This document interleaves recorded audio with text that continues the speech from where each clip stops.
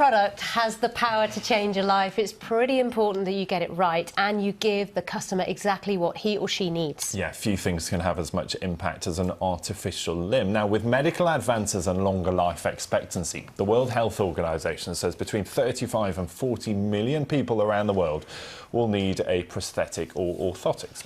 And it's big business. Prosthetic limbs can cost anywhere between $5,000 to $50,000, depending on what it is and, of course, what it's used for. Well, UNYQ is a company that customises prosthetics and back braces, and its founder is with us this morning. It's Ethel Bendo, Chief Executive and founder of the company. Good morning to you. Nice to see you. And you've brought in one of the prosthetic limbs here because you'll be able to describe a little bit more for us. And we said in that little introduction there, this is really technology, digital technology meeting what is a pretty, well, an age-old problem, isn't it? And you're coming up with a solution to make these things fit better. Yes. Yeah, what's so exciting about this is that it's serving a big need. Like you see, a billion people actually in the world that have some form of disabilities. And so many of them live with medical devices like prosthetic limbs, braces, and so on. Sometimes for months, sometimes for a whole year, and sometimes even for a lifetime, like people who have a prosthetic limb.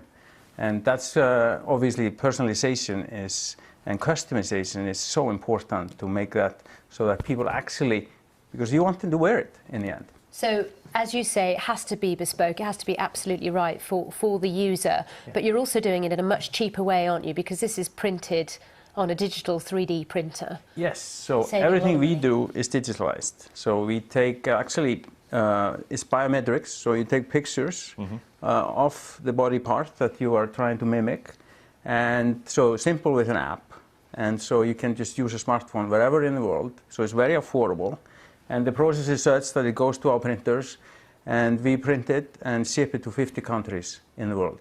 We've been doing that now for 4 or 5 years. How much does something like this cost? I mean, clearly there are very big differences depending on the complexity, but as Sally says there, I mean, traditionally this would have been, you know, maybe made by hand and lots of fittings and lots of adjustments that need to be made. Yeah. Whereas this, because you're able to 3D print it, means that the price comes down and it's much more affordable? Exactly. That's what's the beauty about this technology, is that versus technology we have introduced in the past, like robotics to help people to walk out of wheelchairs and so on, extremely expensive. What is beauty about 3D printing, it's not only just affordable, but it's also very accessible. You can place the printers as close as possible to people and make it such that they can actually engage in the process. It's very inclusive. And for children who are growing and changing yes. rapidly, this is fantastic news for them, isn't it? Because I know we've covered it as a story here at the BBC, where young children just cannot get the new limbs that they need because of the cost partly. Yes, exactly. And what's great about this is covered by insurance companies in most countries. Here in UK, we are working with NHS on getting it covered. It's already available for private insurance and so on. So since last year, we have some people here walking around with it, which is very nice. And we've been saying back braces, sorry, Ben, to interrupt, so far in the programme, but that's not the correct term, is it?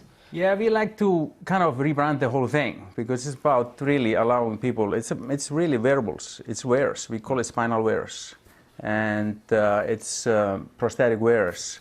And really our optimal goal is to blend the lines between these type of wearables and the Apple Watch and so on that you wear, so you don't even see whether it is actually a medical device or a cool gadget.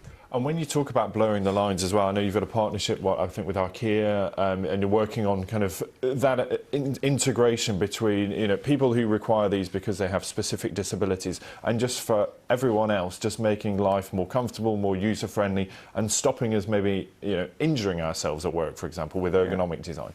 Yeah, I mean, personalization is in general a mega trend. You can see it with Amazon and these websites.